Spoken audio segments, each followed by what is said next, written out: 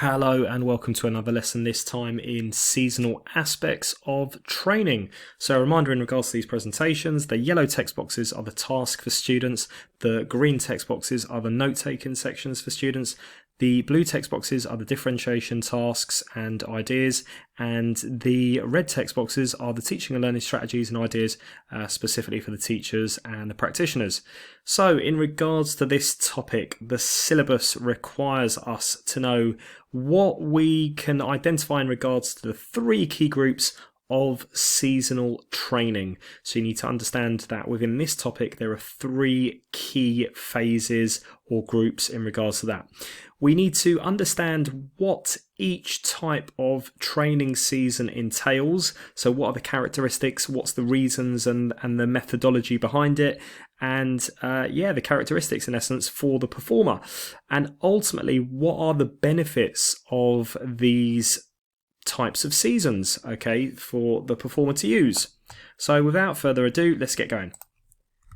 So first and foremost, if we identify the three training seasons, we're not talking about winter, summer, autumn and spring, okay? In regards to the sporting calendar, although not every sport will have these kind of three distinct seasonal patterns, traditionally we can refer to them as pre-season, competition and post-season. So when we talk about pre-season, we're talking about the early stages before we are involved in some competitive element. The competition itself is the competitive phase of the specific season, and the post-season is the end result. So that time frame before we perhaps start a new season.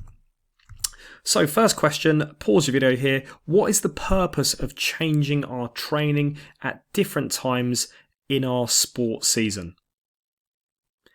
Okay, so when we think about this question, ultimately, when we talk about either individuals, performers, or we talk about invasive sports, ultimately there will be different demands at different times of the season. Okay, so that's the reason why we have to change our training requirements, our elements to our training sessions, because we have different demands at different times within the season. And ultimately we need to ensure that our performers, whether it be the individual or the team itself, they are at their optimum, or they're preparing themselves, they're getting themselves ready for that matter. So let's look at the first one, this idea of pre-season, or it can be sometimes referred to as the preparation. So in essence, the aim of pre-season is twofold. We look at two clear and main aims. The first one is to improve the general fitness and the aerobic fitness of our athletes or of our team. Okay, so we're looking at this aspect of cardiovascular fitness in essence. Okay, this ability to work with oxygen as we perform in our sport. And often this will be done through things like aerobic training. So we talk about long distance running, for example. You'll see occasionally at invasive sports that are high intensity, they might do things like shuttle runs. Okay, so those again will be examples of, there's an element in terms of anaerobic training, actually interval training, but in essence we do look at improving our aerobic capacity. The second aim is this idea of improving the specific fitness needs so that the performer is ready for competition. Okay, so we want to, if we think of invasive sports like rugby, basketball, football and so on, yes, there'll be elements of sprinting. There's a lot of sprinting actually in a lot of those sports, but ultimately we also need that aerobic capacity. We need to be able to ensure that we can sustain our performance in those endurance activities, whether it be for 60, 70, 80 or 90 minutes. So ultimately the second aim, as it says there, the specific fitness needs, each sport will have different specific fitness needs. So we have to make sure that we cater to our individual needs and to our specific sport. So again, pause your video here in terms of this question. Outline the training type a tennis player may do during this pre-season phase and explain your chosen type. Okay, so when we think about the training type a tennis player might use, ultimately we're looking, again, it's a bit of an endurance activity, so there may be some long distance running involved with it. There'll be other elements as well in terms of fitness requirements and fitness needs. If we think of agility, for example, so we'll be doing lots of explosive power movements, agility of getting from one side of the court to the other, but also in terms of getting close to the net and back towards the baseline. So agility would be another one in terms of a specific requirement, but they will be looking at aerobic fitness as well in order to improve muscular endurance. For example, if they're going to play for 4 or 5 hours in a particular match, they've got to ensure that they have that aerobic capacity, so that muscle fatigue doesn't set in too early, which would have an impact on performance. Okay, the second phase is this idea of competition. It also can be referred to as peak or the playing phase. And in essence, this is twofold. So when we're actually within the season and we're competing, ultimately, individuals, performers and teams, they're looking to try and maintain that fitness level. So they're trying to ensure that the performers are at the peak of their fitness. So ultimately, after an invasive match, if we think of after a football match, or if we think of after a basketball match and so on, a netball match, ultimately we're looking for those performers to recover, but we're also looking at things like strength and conditioning. Okay, so we're conditioning our body so that we're getting our athletes, our performers prepared for the next competitive match. And in essence, we might also look within this stage at carrying out work on specific skills used in the sport. So depending on what's happened in a specific match, we might look at tactics, we might look at set plays in terms of corners, in terms of lineouts for rugby. Okay, so anything that's maybe been a weakness or that we need to improve on, it might be shooting. We may have had some poor and diabolical shooting in basketball or netball, for example. So anything that we think is specific in regards to a skill that needs to be improved, we do within this particular stage. So twofold: fitness, maintaining fitness levels, and also this idea of work being carried out on specific skills. So again, pause video here. Now I want you to try and describe what you might expect of rugby, football, basketball. You can include netball in that as well if you want to in terms of an invasive sport. What might their kind of training look like during this peak phase within the season?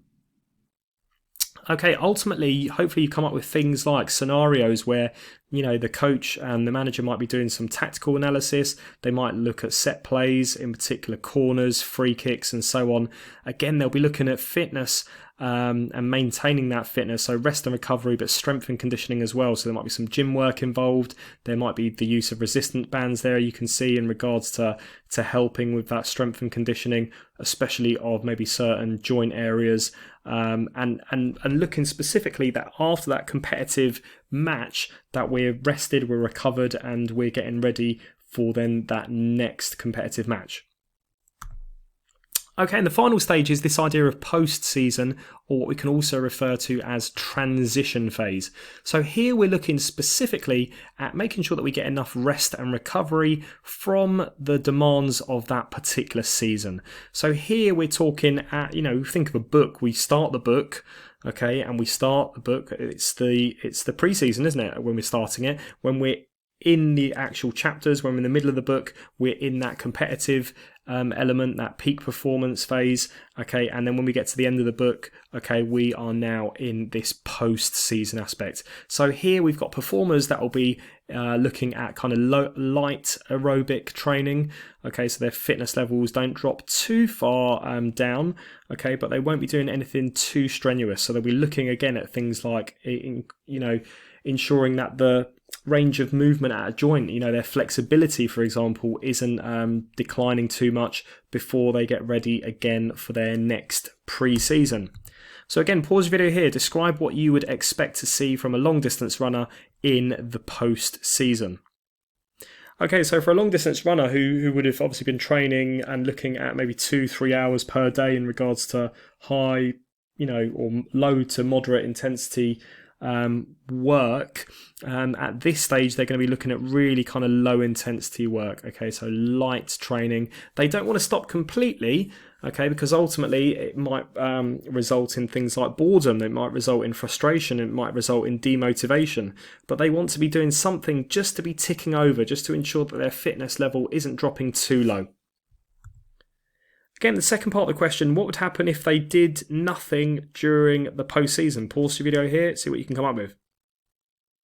Okay, so if you were listening just intently before I actually said the question, so I kind of answered it for you there already. So hopefully you got down. If a performer did nothing during the postseason, then ultimately their fitness levels is going to dramatically decrease. Okay, so that's then going to become harder when it comes back to pre-season to get back to that peak performance level.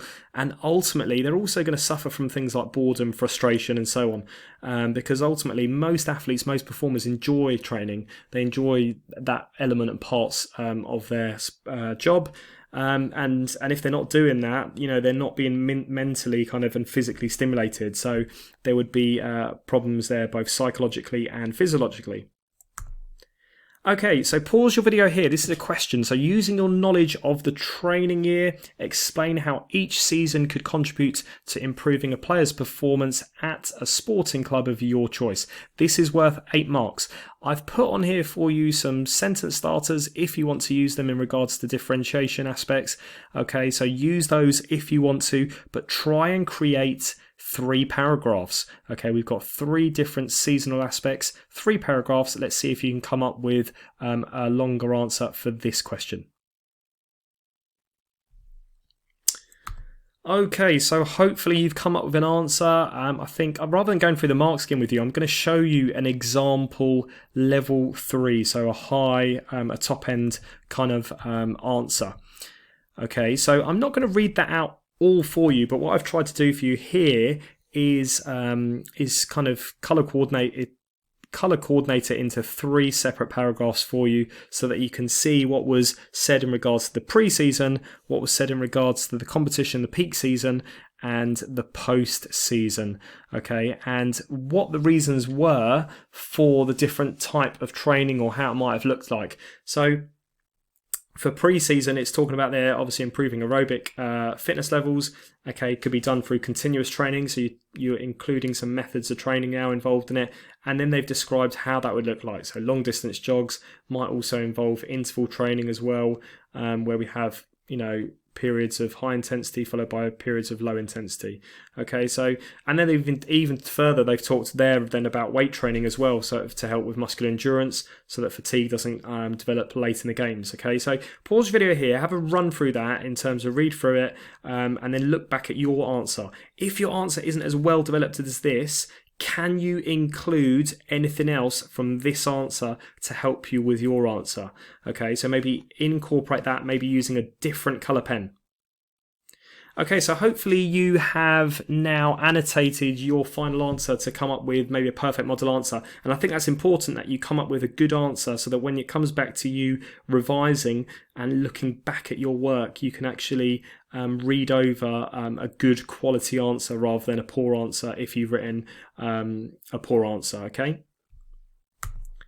And finally, in terms of the teaching and learning strategies, ideas for the practitioners, the teachers, so things like videos, I think they're important in terms of showing maybe examples of training footage, if you can find any, of pre-season, for example. Also look at this idea of common mistakes. So, some students, when they see the term and the word seasons, they think of winter, summer, autumn, and spring. So really kind of embed it into the students that when we're talking about seasonal aspects, for the GCSE syllabus, we're referring to 3 specifically. And then finally, you can incorporate this lesson into a practical, can't you? Think about demonstrating the different seasonal aspects through a practical lesson. So what would a pre-season session look like? What would a competitive session look like? And then finally, what would a post-season kind of session or element to it look like? Okay, so I think the practical element is actually a really good idea as well, because it gets them outside in terms of a practical lesson itself. Okay, but you're implementing some of that theory into a practical example. Best of luck with this topic, folks.